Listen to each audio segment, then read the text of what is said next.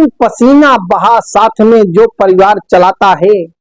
एक डॉक्टर का बेटा साथ में प्रैक्टिस नहीं करता, एक इंजीनियर का बेटा साथ में जाके इंजीनियरिंग नहीं करता, एक शिक्षक का बेटा साथ में जाके स्कूल में उसके टीचिंग नहीं करता, एक प्रोफेसर का बेटा कॉलेज में साथ में नहीं जाता, एक आर्किटेक्ट का बेटा साथ में नहीं जाता।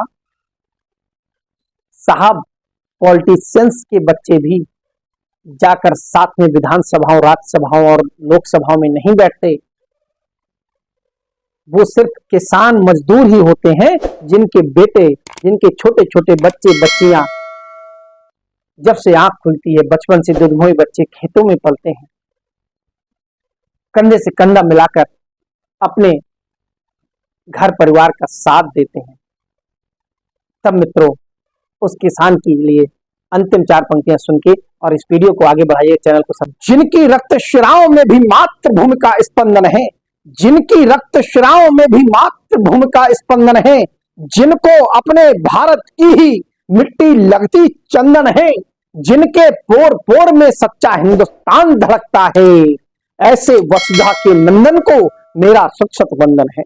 ऐसे वसुधा के नंदन को मेरा शत शत वंदन है। नमस्कार मित्रों, मैं आपका अपना कवि चेतन नितिन खरे कवि सम्मेलन यूट्यूब चैनल पर आपका स्वागत करता हूं और एक छोटे से वीडियो के माध्यम से मैं देश के किसानों की दशा और दिशा को बताना चाहता हूं। और ये वीडियो आपको पसंद आए, ये काव्य के मुक्तक कुछ आपको मोतियां काव्य की पसंद आए तो इसको आगे शेयर करिएगा और हमारे चैनल, आपके अपने चैनल कवि सम्मेलन को सब्सक्राइब करके बेल आइकन दबाना मत भूलिएगा।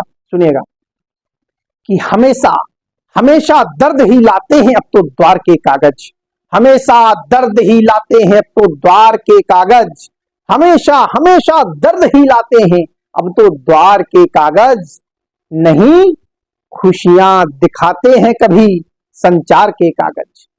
हमेशा दर्द ही लाते हैं अब तो द्वार के कागज, नहीं खुशियां दिखाते हैं कभी संचार के कागज।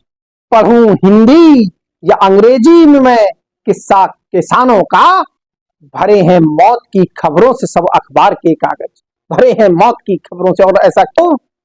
जो सावन की बौछारों से, जो सावन की बौछारों से निज घर बार बचाता है, जो सावन की बौछारों से निज घर बार बचाता है, शीत लहर की रातों में जो खेतों में सो जाता है, जो सावन की बौछारों से निज घर बार बचाता है, शीत लहर की रातों में जो खेतों में सो जाता है, उसके घर के बच्चे बोलो कैसे भूखे रह जाते हैं। जो अपने जीवन भर केवल अन्न उगाता है, जो अपने जीवन भर केवल अन्न उगाता है। आप लोग जानते हैं कि जब मूंगफली किसानों को चाहिए होती है तो वह मूंगफली 20,000 15,000 रुपए क्विंटल होती है, और जब मूंगफली किसानों को बेचनी होती है तो वह 2,000 रुपए क्विंटल होती है। साहब, ये कौन लोग हैं जो उसकी मेहनत पर अपने घर भरते हैं?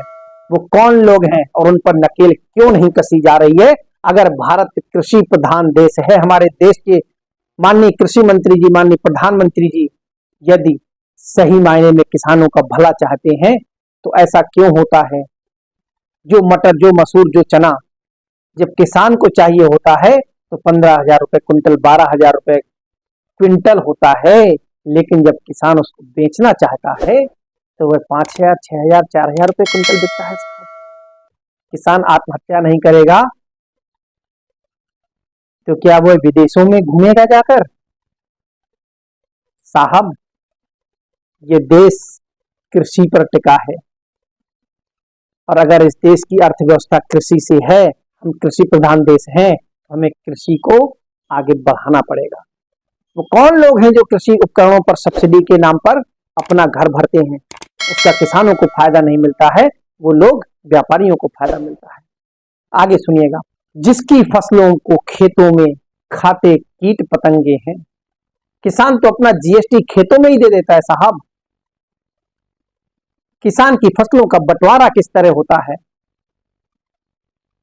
जो धरती के नीचे का वो धरती माँ का, जो गिर गया वो धरती माँ का, जो उससे ऊपर का हिस्सा वो गौ माता का, जानवरों का होता है। उससे ऊपर का हिस्सा जो अनाज का होता है, उसमें से भी किसान अपना हिस्सा लेकर बाकी हिस्सा जानवरों के लिए रख देता है भूसा के रूप में। किसान का खेत जब कटता है तो उसके एक कोने में कहीं 1-2 मीटर का छोटा सा हिस्सा छोड़ दिया जाता है। क्यों? वो अपना जीएसटी साहब खेत को, धरती माता को पे कर रहा है। किसान के घर की जब फसल आती है तो उस फसल में वो टैक्स के रूप में किसको देता है? सबसे पहले कन्या को, विप्रों को, गरीबों को देता है। उसके बाद उसके घर का अनाज घर आता है। लेकिन हम किसानों के लिए कृषि उपकरणों में तो टैक्स लगा देंगे, लेकिन उसके अनाज को हम सस्ता दामों में खरीदेंगे। ऐसा नहीं होना चाहिए साहब। सुनिएगा, तो जिनकी फसलों को खेतों में खाते कीट पतंगे, जिनकी फसलों को खेतों में खाते कीट पतंगे हैं, फिर खलिहानों से कुछ हिस्सा ले जाते भिखमंगे हैं। अब बाजारों में जाकर भी उसका पूरा मूल्य नहीं मिलता, सिर्फ फसल पर करे सियासत, राजनीति के नंगे हैं।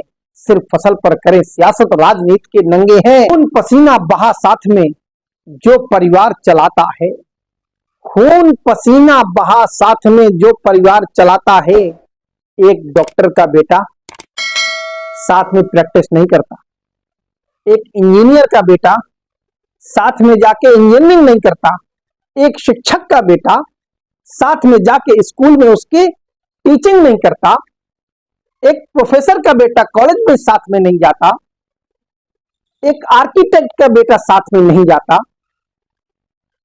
साहब, पॉलिटिशियंस के बच्चे भी जाकर साथ में विधानसभाओं, राज्यसभाओं और लोकसभाओं में नहीं बैठते। वो सिर्फ किसान मजदूर ही होते हैं जिनके बेटे, जिनके छोटे छोटे बच्चे बच्चियां जब से आंख खुलती है, बचपन से दुधमोए बच्चे खेतों में पलते हैं, कंधे से कंधा मिलाकर अपने घर परिवार का साथ देते हैं।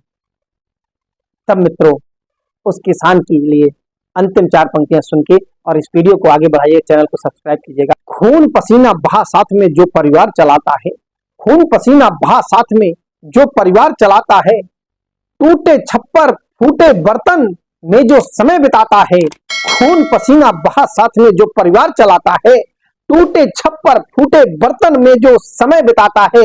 उस किसान के हिस्से को कैसे जालिम खा जाते हैं, जो आधी रोटी खाकर भी आधी बच्चों को रख जाता है, आधी रोटी खाकर भी जो आधी बच्चों को रख जाता है, आधी रोटी खाकर भी जो आधी बच्चों को रख जाता है।